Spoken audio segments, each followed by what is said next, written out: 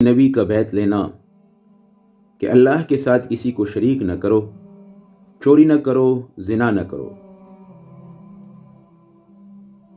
حضرت عبادہ بن صامت رضی اللہ عنہ سے روایت ہے کہ رسول اللہ صلی اللہ علیہ وسلم نے اپنے پاس بیٹھی ہوئی صحابہ کرام کی جماعت سے فرمایا، بایعونی علی اللہ تشرکوا باللہ شیئا ولا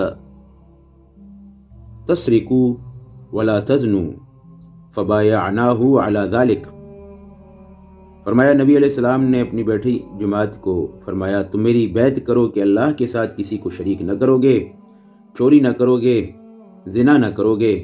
بس ہم نے اس باتوں پر حضرت محمد مصطفیٰ صلی اللہ علیہ وسلم سے بیعت کی۔ اسلام کو گناہ سے گھن تو آتی ہے، اللہ کی کتاب پاک اور اللہ کا محبوب رسول جو مسلم معاشرہ تیار کرتے ہیں، اس میں فسق و فجور اور جرم و عصیان کی گنجائش کہاں ہے؟ اور پھر وہ چوری ہو تو معاشرے کی ایک ایسی گندگی ہے کہ تکلیف دہ ہے، زنا ہو تو معاشرے کی ایک ایسی گندگی ہے جو کہ فحش اور بے حیائی کا پھیلنا۔ دونوں صورتوں میں ایمان کی کمزوری پڑتی ہے، کسی ایک لمحے کے لیے یا کچھ وقت کے لیے ایمان کا خارج ہو جانا۔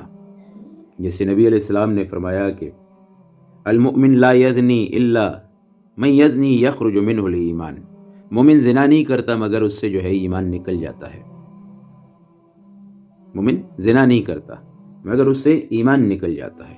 مومن چوری نہیں کرتا، المؤمن لا یسرق الا من یسرق یخرج منہ الایمان، مومن چوری نہیں کرتا مگر کرتا ہے تو اس سے ایمان نکل جاتا ہے۔